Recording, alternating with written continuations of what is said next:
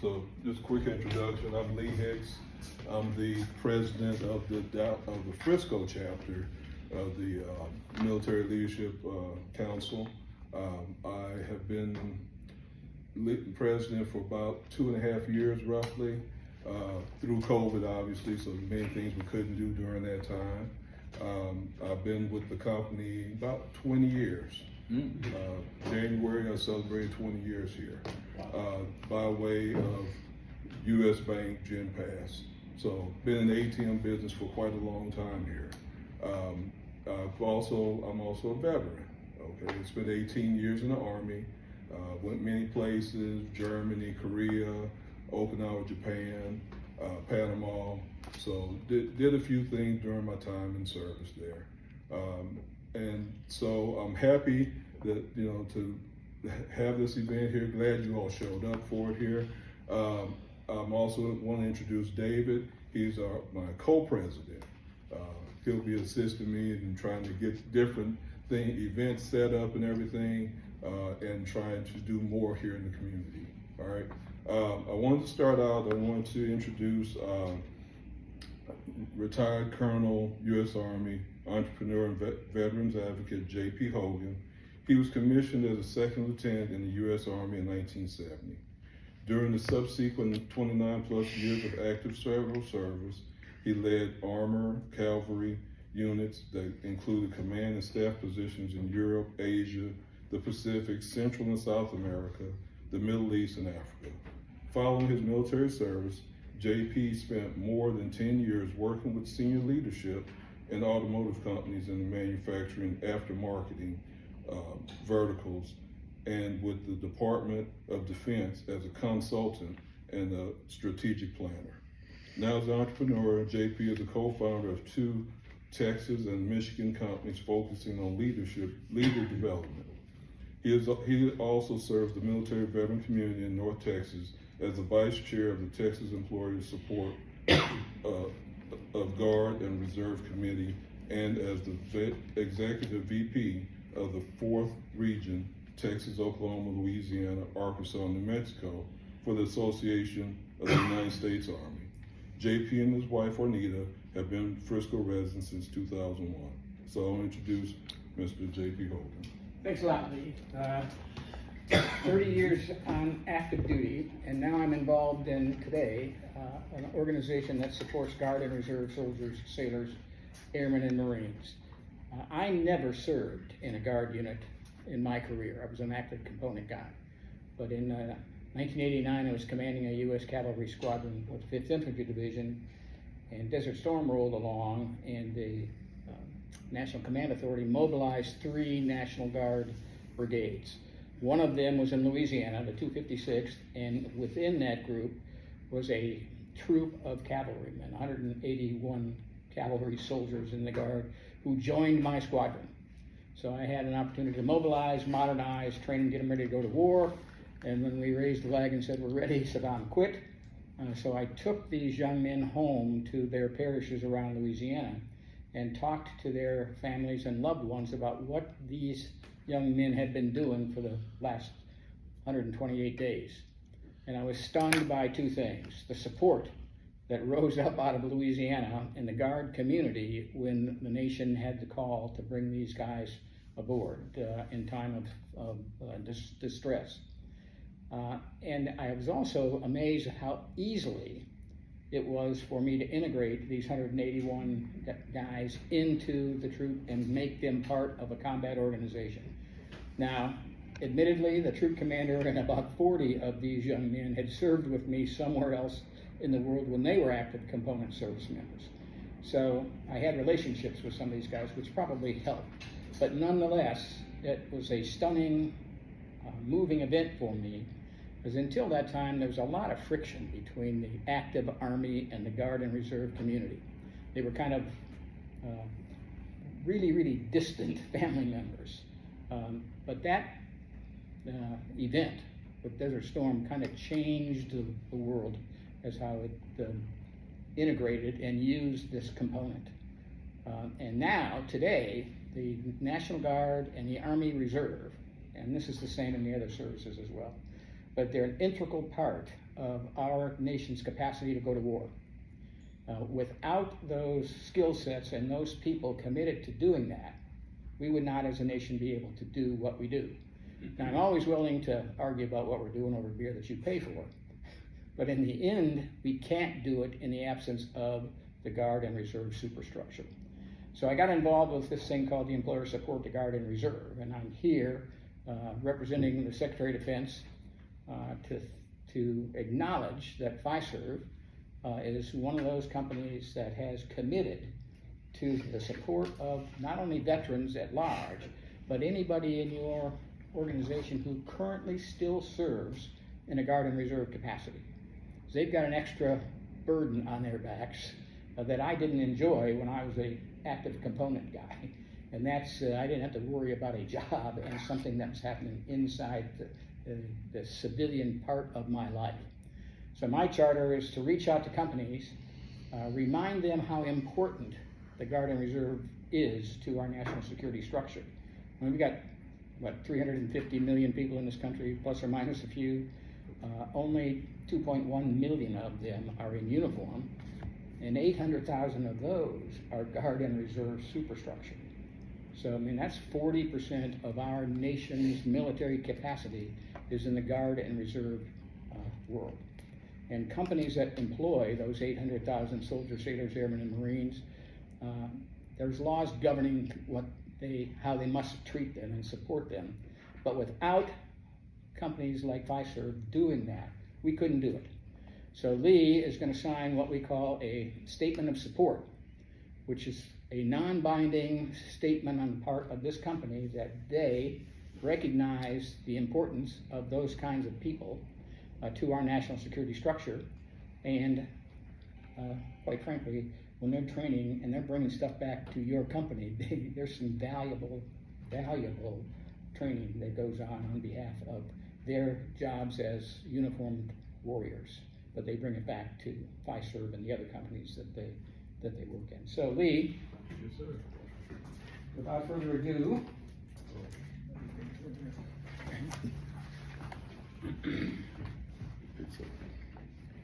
this statement is your signature and date. No, right.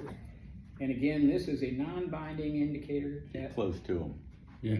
that Fiserv is in support of our Guard and Reserve soldiers, sailors, airmen, and Marines, and that they will provide the leadership of the company the tools that they need to make sure that they stay tight with the soldiers, sailor, airmen, and Marines, and the national security structure and the laws that govern all of this. So.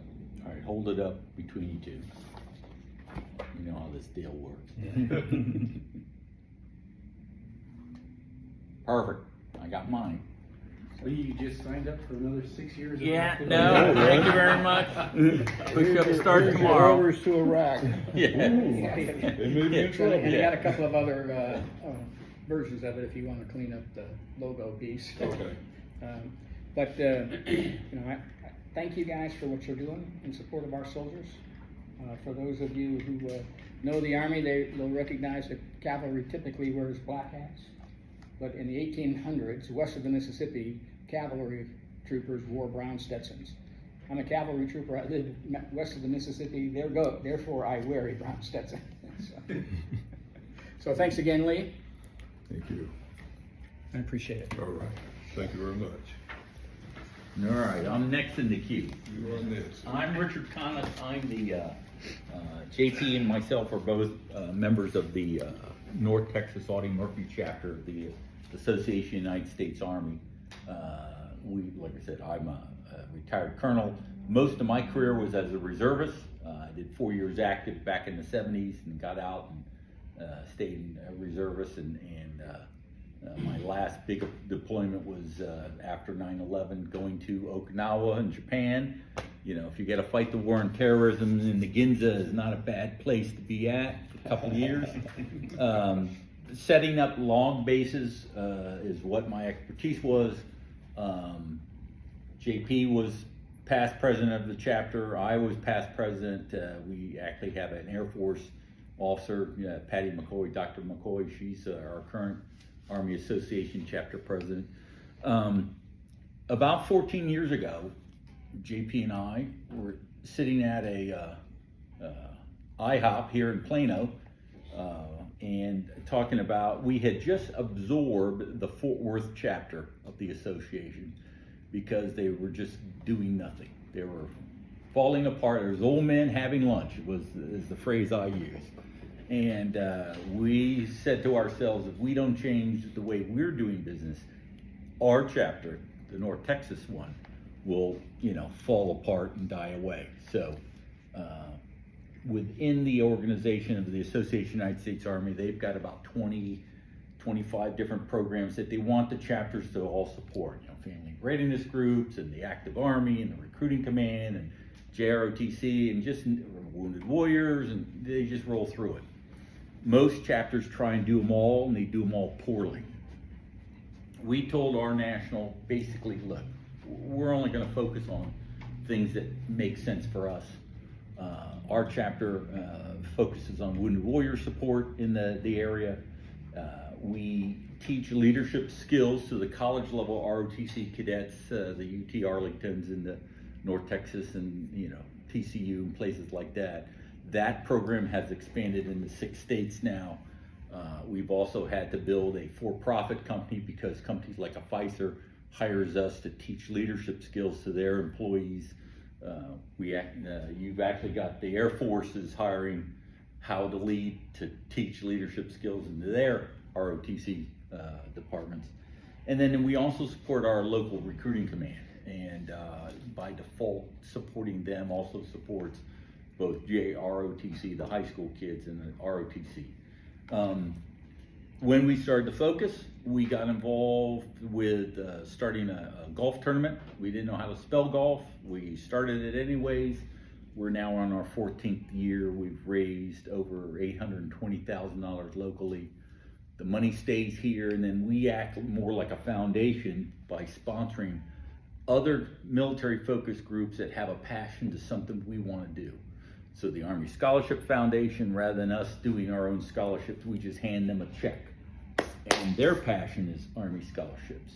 North Texas Wreaths of Honor, there's an Our Community Salutes, there's a variety of different smaller charities, I say, that do the cause that the chapter then funds. And when Lee and I, Pfizer is actually a national sponsor of another organization I'll talk about a little bit called Our Community Salutes. What we talked about was, hey, I want to get together and introduce you to 4 of the local military focused charities, and in the hope that 1 educate you about it, maybe 2 for those want to join at some level within it, and just go from there. So that's the Army Association. We have our 14th golf tournament, the 2nd of October. You guys are gonna support it. I guarantee you, at some level, you're gonna have a foursome or whatever, but maybe a sponsorship level. But that's kind of what we do for that. We're a virtual chapter. Unfortunately, when we absorbed the Fort Worth chapter, we ended up now as the largest geographic chapter within the association worldwide. We go from Louisiana, Arkansas borders to Midland, Odessa, from basically, Waco north to Oklahoma. That's our chapter, with about 1,900 people virtually. We only can support really activities in the Dallas-Fort Worth area. We love our guys in Midland, Odessa, but there's 20 or 30 there, and some in Amarillo, and some in Wichita Falls, and we're just too big. So that's kind of what we do. We're very successful of it, and we've become best chapter for the association a couple years back. We're in contentions right now to become best chapter again this year, so we're hoping that we mark all the right things and do stuff. But we're a growing chapter, so if you're interested in getting involved, we'd love to talk to you about supporting the golf tournament or become part of the team and just come to our events. Anybody who wants to be our treasurer, we're looking for a new treasurer. Our current one has been promoted multiple times, and he's becoming really busy with Truist Bank, so we're trying to find his replacement right now. One of the other charities that we support is a company called Our Community Salutes, DFW. They do thank you recognition ceremonies to the high school graduating seniors who are enlisting in the armed forces. National organization, they set up local chapters throughout the U.S. They've got only about 50 chapters nationwide. We started it in 2020, right when COVID hit. We were invited, JP and I were both invited to the Army Recruiting Battalion to have a talk. They had invited all the other recruiting commands and all the other associations, the Air Force Association, the Navy League, the Marine Corps Leagues, Coast Guard, Auxiliary, all the other groups, because at the time, the Lieutenant Colonel, Battalion Commander, said, hey, I've been tasked to set up an Our Community Salutes in the event in our area. I can't do it legally because I'm on active duty, so I need some help. And he kind of does this to all the other organizations need help setting it up. They grab their phone, they start looking at their, photos of their kids, and they're shooting at. And JP and I, we thought, yeah, set up another group. Hey, okay, so we told them the Army Association will take lead on this for 2020, but we're going to set up our own corporation, which we did in October. We've done, because Dallas-Fort Worth is so large, and because we have a large footprint, all our recruiting commands, we've got 8 commands in the area: Army, Navy, Air Force, Marines, Coast Guard, Texas National Guard, Texas Air Guard, and now Space Force. Those 8 in this area are the largest for their branch of service in the U.S. The Coast Guard puts in more people out of Dallas-Fort Worth than their headquarters in San Diego and Miami. Drives them crazy, but that's just the way it is. The Army Battalion here has a number of 4,000 people that they got to put in. All the other 7 combined make up about 2,800. So you give you an idea of the breadth and depth of our recruiting commands. And what's happening right now is they're struggling. They're all struggling. On a normal battalion, a recruiter signs up 100 kids on contract. I'm going to join the Air Force. I'm going to join the Army, whatever. They will see normally 10 to 20% of those contracted people don't get on the bus, is the phrase we use. They don't go to their basic for whatever reasons. Having come to Our Community Salutes thank you recognition ceremonies, they see those numbers for those who attend drop down to less than 1%. So for the recruiters, they love these things. Most of them don't know about it because it's a local event. So, we try and do it. We just did our Fort Worth one in May. We had our Dallas one in April. We found out in the May time period, don't do it on a weekend of prom, because every high school was having prom that day. And so we now know we're gonna do everything in April. But that's another of the charities that the Army Association supports, because by default, most of our board members were Army Association board members. So, but FISER is at a national level. You already donate that at a national level, and then you guys have come out. Hopefully, maybe some of you came to our Dallas event in April, or we know nobody other than Lee came in for Fort Worth. But they're fun events. They're a single night. Our now battle rhythm is to do them on a Saturday night and to feed everybody. So on a normal, so far each year, we've been receiving about 100, 120 enlistees, Marine Corps poolies will come to the event. And then about 2 to 3 times that will be the families and the parents. That's our goal, is to get the family there for the celebration. And usually it's the first time someone other than a recruiter has told them, hey, this is actually a good idea. This is not a decision of last resort. This is a primary career-making decision. And it's okay, we're glad that you do it. That's what instills on these people, these young men and women, that I'm going in now. I am going to get there and start my career in the military, knowing full well, probably 80% of them are just going to do one tour and that's it. Come out, get their GI Bill, go do something else. But that's how we get those 80%ers that come in and do a tour and defend our country.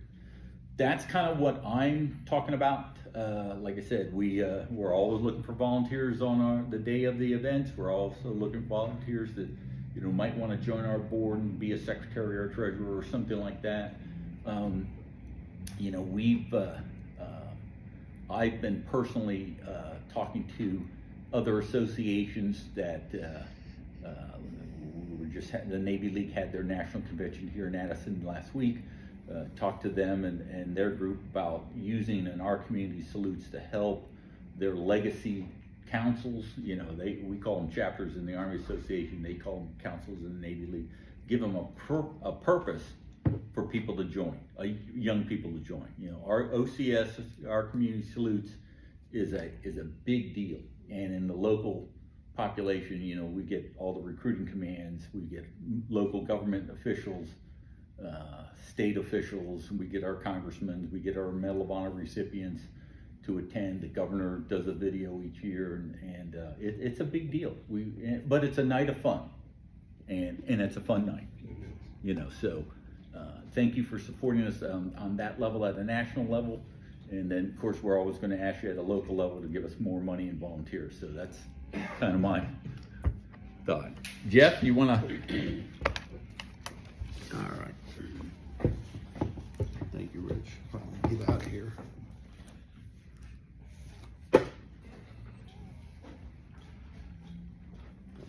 This thing that'll follow me around. So my name is Jeff Gault. I'm with the Army Scholarship Foundation. Thank you so much for coming. We really appreciate it. I too am a retired soldier. I served 5 tours in Europe. Was in Desert Shield, Desert Storm, and then had another subsequent deployment during my active duty time. So now I'm with the Army Scholarship Foundation. We give scholarships to children of soldiers and spouses of active duty enlisted soldiers. It's kind of a labor of love. The organization is all volunteer, nobody is paid. And this year, we're in the process right now of sending out our checks to the colleges. We're going to give 400 scholarships to military family members. We have a couple of fundraising events throughout the year. The next one is going to be here in Dallas at the Frontiers of Flight Museum on Tuesday, the 24th of October. So it's a ways off. So there's time for you all to think about your budgeting process, and maybe FISERV or the military council can get together and have a table and join us. We have a number of institutions and organizations that do sponsor us. Bell Helicopter, Hillwood Corporation, Perot, Pentagon Federal Credit Union, Navy Federal Credit Union. So there's some financial groups as well. I have the information here, or if you want to attend as an individual, we sell individual tickets, and you can come and participate. Our speaker is going to be retired General, 4-star General Joe Martin, who just retired from the Army as the Vice Chief of Staff, the number 2 guy in the Army. Great guy, and it'll be an interesting presentation. Frontiers of Flight Museum, 24 October. And I'll leave the info with you, and hopefully you can share it. I'll leave a couple of our brochures about what we do. Helping our military family members. They sacrifice as well. They move around a lot. They often worry when their loved one is deployed overseas in combat. Every time the doorbell rings, they kind of lock up. Different schools, starting over, making new friends, missing out on football and other extracurricular activities, sports teams, activities. And so this is our way of saying thank you to those mainly military kids who make those sacrifices on behalf of our military. So, Jeff Gault, Army Scholarship Foundation. Thanks. Thanks, Jeff.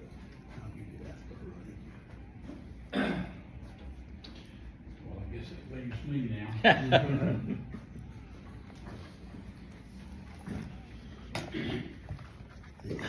Yeah, my name's Larry Allen. I'm the marketing director for a nonprofit called North Texas Wreaths of Honor. And what I do, what our group does, is we remember those that have served before us and are no longer with us. I don't know if you're aware of it, but are you aware that a veteran can die twice? First time when they stop breathing, and the second time is when we stop saying their name. And our mission with North Texas Wreaths of Honor is we want to place a wreath on that veteran's grave. And you know their name, because when you walk up to the headstone, it says Sergeant Jones. And you can say, Sergeant Jones, thank you for your service. Now, this is what I say. You can say anything you want, but I say, Sergeant Jones, thank you for your service. Well, I usually kneel first. And I think that's important. You get down and you lay the wreath, and you say, Sergeant Jones, thank you for your service, for your defending our Constitution and protecting us from our enemies, foreign and domestic. The next most important thing is getting up. Because that's tough. But you say their name a second time. So these organizations here are helping those that are alive and working and needing help. But our organization wants to remember the people that went before us. When you signed on the dotted line and you said you were dedicating your life to the protection of the Constitution, that's what they did. Some of them gave their life, and some of them came out of the military, and because of their DD 214, which is their pass into the National Cemetery, they get to be buried out there. And the family comes and their friends come, and that's great and wonderful, and everybody is appreciative, but sad that John Jones is gone or Mary Smith is gone. So we come in behind that later on. Every year, the third Saturday of December, it's Wreaths Across America Day. And wreaths are laid at every national, right now there's over 3,200 cemeteries that participate. A large number of the national cemeteries, private cemeteries, public cemeteries, they all participate. When this program got started in 1992, it actually wasn't even a program. The gentleman that owns the factory up in Columbia Falls, Maine, has a Christmas tree farm, and then he manufactures wreaths, real wreaths, live balsam wreaths. And so they were selling in Michael's and places like that. And in 1992, he had 5,000 wreaths left over. Well, he didn't want to just get rid of them, so he called the Olympia Snow, who was a congressman in Maine, and says, look, I got 5,000 wreaths.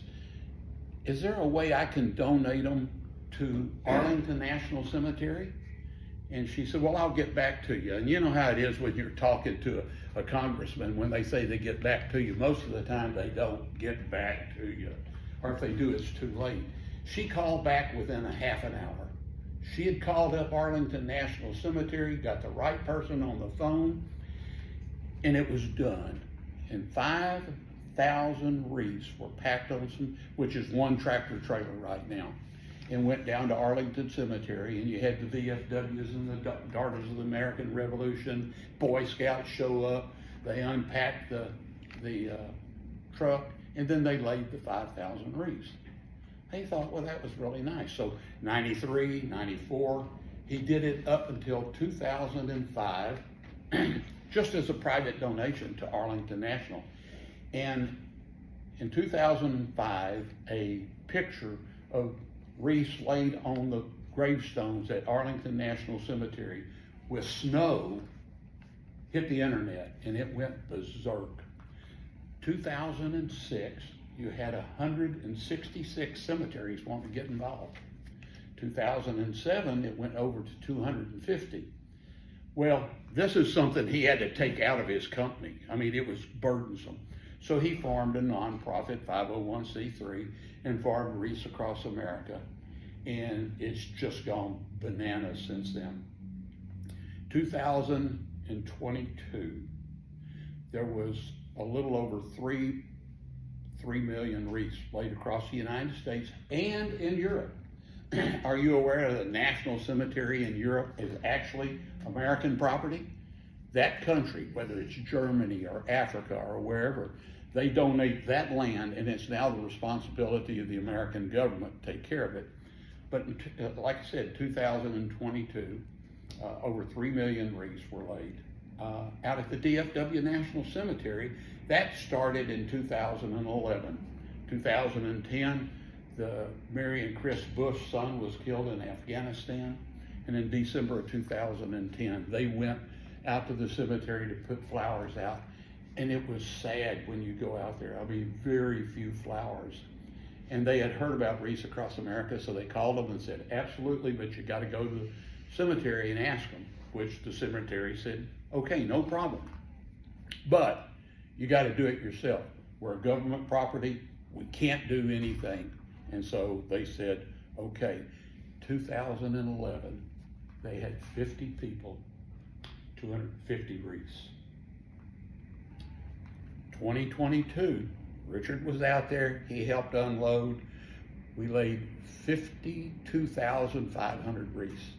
Now I got a question for you, Robert. How long does it take to lay 52,500 wreaths? I want to say it took y'all 3 hours. Oh, you're a smart ass. Close. Well, were you out there? No. Oh, okay. I have people say 5 days. Well, we had close to 5,000 volunteers. And it is amazing, especially if they're bringing their children or their grandchildren. It's amazing to be out there. We're going to do it again this year on the 16th of December.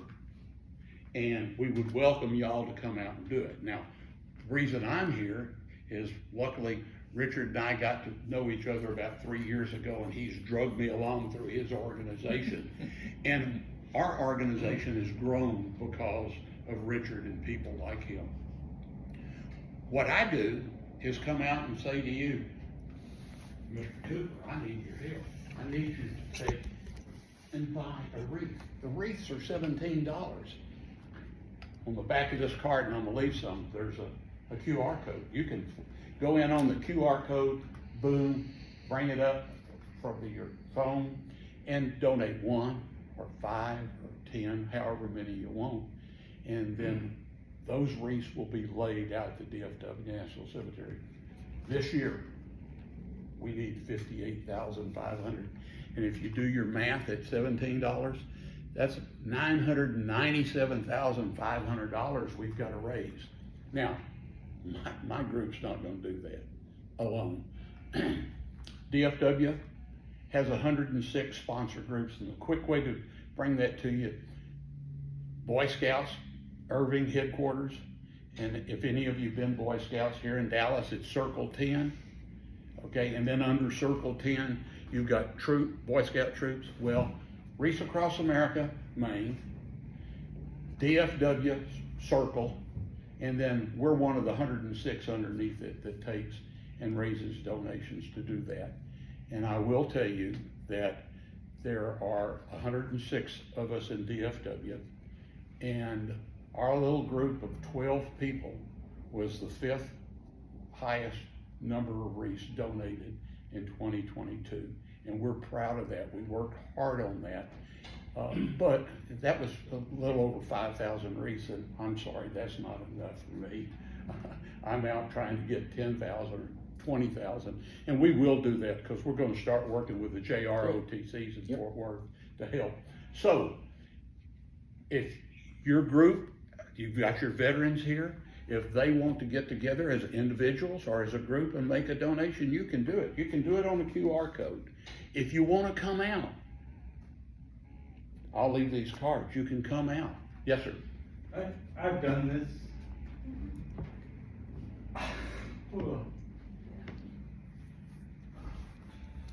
And it's awesome. Yeah. It's an hour of your time. You sign up for a section, you go do it. But it's awesome. And we do the flags every year. That's another awesome event. It's just, you get done and you just look and you see the flags, you see the wreaths. it's just awesome. If Sorry. you- Yeah, no, hey, listen, I get choked up every time I talk to anybody because I am lucky to be here, and I don't wanna take up a lot of your time, but we were on our way to Vietnam. I'm a Marine, I was an Amtractor, and that's a 22-ton track vehicle, goes land and water. And we were off the coast of Vietnam due to arrival on the 5th of December in 1969. Tractors broke loose, the Navy sent us out there to dog them down. You got 10 tractors, 22 tons, you can't let them slide all over that ship because it'll flip it. So we were out there and the tractors behind us slid together. We were almost through. Don Geiger from Milwaukee, Wisconsin, was with me, and he was 6'2", 240-pound Creek Indian, and he was on that last dog. He just said, Larry, get into the tractor, and I'll literally walk from here to where you are, and maybe from here to you, and crawled into the tractor, and he was 10 seconds behind me, and he walked in between and it slid into him, killed him instantly. He's buried in Milwaukee, and every year I send 2 wreaths up there. I luckily have a cousin, Coast Guard. Yeah, hey, he's a God Coast- bless him. But he goes out and lays those wreaths for me and takes a video. That's my way of giving back because I'm a miracle. If it wasn't for him telling me to get in, I wouldn't be here. And Richard, we had some other clown up here talking to you.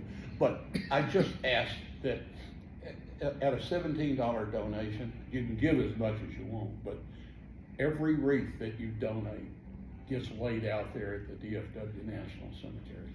Any other questions? One thing that Larry did mention, you know, myself, my family personally, most of my military families parked in Florida. I still use his QR code to order those delivered to Florida. So he gets credit, even though they're going to a national cemetery somewhere else, or a private one. So, you know, if you've got family members interned somewhere else, you can have them delivered to that cemetery, both national or private, and someone in December will, you know, put it on that gravestone. So that's I a have little- 5 cousins buried out at the DFW National Cemetery. Four of them are World War II vets, okay? One a Korean vet. So I get emotional when I go out there and lay the wreaths. I mean, I do this because of labor of love, because I'm still alive today and I can do it. And I actually retired in September after 38 years in the rechargeable battery business, getting a paycheck. And as the director of marketing for this company, my paycheck is about this big, and it's got nothing but zeros on it. Yeah. And it says, thank you for your service. So that's my story today. You have any questions? I left business cards. I'm gonna leave these here. Pick them up. Feel free to call me, email me, and I'll help do whatever you need. But we need your help. And if your group, as a group, wanna get together and come out to the cemetery, it's a great time to lay wreaths. Any other questions? No, and I will say from a personal standpoint, supporting, if you can't come out, definitely buy the wreaths because they make a difference. They do And make a- that's, you know, if you're not able to, that is how we support, many who I know support, and parents of the military go out there and work as well on the day, but it's not work. It's a No. labor of love. That's right. One of the things that our community salutes does is the day before, that Friday, you know, you have to stage 58,000 wreaths across, you know, the whole cemetery. And we're always looking for, you know, individuals that want to help be part of that. Usually it takes the morning to offload now 13, you know, semis. You know, they've cracked the code, they've got enough companies donating large box trucks, so we don't need 80 people with pickup trucks anymore, but we just still need people to take the cases and stack them out off of the big box trucks. And that's another fun day. Now, most of the recruiting commands will come out that day to help stage them, you know, with some of their enlistees and their poolies. And then the next day, you'll see yours truly in a low green pickup truck blocking the driveway up to the main administrative building, so that the only people going up there are the handicapped. No, you're not parking up there. Go away, just keep going. But if you've not attended one, you know, the ceremonies concludes at noon. It starts around 11:15, and if you think, oh, I'll just drive over at 11 o'clock, no. There's 5,000 people, and they're parked miles away to walk in. So you gotta get there early. We cheat. We Yeah. work with one of the Catholic churches here in Plano, and 2 years ago we had one bus. Last year we had 2 buses, and we think we may have 3 or 4 buses, and we're talking 55 plus. And there's nothing. And of course, when we do it there, I go and end up buying dozens and dozens of Krispy Kreme donuts and their coffee. A lot of the people come for that. But anyway, if I can help anyway, but you can help me by donating. I have just one last comment. I recall, can't remember what the circumstance was, but we bought and donated and also bought for ourselves. Yes. for Right. home, so you could do both. And listen, I tell you, there's about 10 people that have had a distinct impression on my life. And I have one of them sent to their house because they'll either put it on their front door or over their fireplace or whatever. And it's great. So, yeah, you're right. Thank you for bringing that up. You can order one for yourself through this. It takes a little work to figure it out, but you can do it and have it sent to your home. Yep. And you'll appreciate it. And if you're Army, they'll put an Army flag on it. If Yep. it's Navy, they'll put a Navy flag, Air Force, whatever. So that way you have it there too. Yes, just wanted to make sure that we talked about it. Yep. Thank you. Questions? You need to come with me more often. You're doing that right. Okay, thank you. Lee, I've got a question for you. Yes, sir. Can you tell us a little bit about the Veterans Leadership Council that you guys have? So basically, we're small, obviously here in the Frisco area here. We just support events that I have been out there for the Wreaths land for the past 5 years. Our community salutes, we've been out there for the past couple of years now. Great, and really enjoyed these events here. There's other events that we used to do prior to COVID, but since COVID, we haven't done many things. So we wanted to get back into being able to help, to give and to provide our time to assist other people within the community. As a couple of ideas, we love doing lunch and learns with organizations, especially your younger leaders, to come in and just talk about leadership and talk about some stories and history that do that. Also, if your guys want to engage with some of the things that we're doing, like when I go over to the Fort Worth Junior ROTC and participate with those young emerging cadets and talk leader development with them and talk citizenship with them, or down in places like San Jacinto's battlefield where I take a bunch of cadets down there. I'm quite frankly interested in your perspectives of leadership to help those emerging young leaders, so it becomes a two-way street. You end up playing because there are no tourists wherever I take people, and you learn something at the same time. So if you're looking for events, Richard and I and some of our other crew, we stand ready to come and spend a little bit of time with your group of veterans. Okay, all right, sounds great, appreciate it. And thank you all for coming out, thank you all for your time here. Can we give them a round of applause? Thank you all for coming out today. We do have some strawberry push pops out there, we're gonna say. Well, his OCS thing though, talk about neat. You go over there and I get involved with him and help do some volunteering. And when you see those kids walk across the stage and that mom and that dad kind of sit up a little taller, grandma sits up a little taller. It's And fun it's event. neat. Fun event. Oh, it's a fun event. Yeah. And some of these kids We'll are be doing going, them in April next year, all in April, so, yeah, there'll be no prom night May events, yeah, that's a learning. Yeah. Yeah, I know when I joined the military, there was no. Yeah, I there don't was care. nobody Not sent Fort off, Worth. nothing like this. This is a great event, and, you know, I've been to the last 4, in Dallas and Fort Worth. that's where I've That's seen where I've you. I've seen you there as well. You had a face that I could remember, I just didn't know if it was a city Probably didn't jail. have the beard. But, yeah, it is a very good event, and it's great to see the kids, you know, and the parents, the families, you know, just the proudness you can see in them. You know, it's amazing. It's an amazing event. So, please, as time come up, you know, we'll be sending out, event notifications and everything. Please get others to join in with us to go out here and help support. All right. Thank you all very much. Is anybody in sales here? Any of you guys in sales? Okay. Not officially, but Yeah. all of us. Everybody's a sales. Not person. officially. Push pop. Yeah, I'm getting a push pop, of course I'm getting one.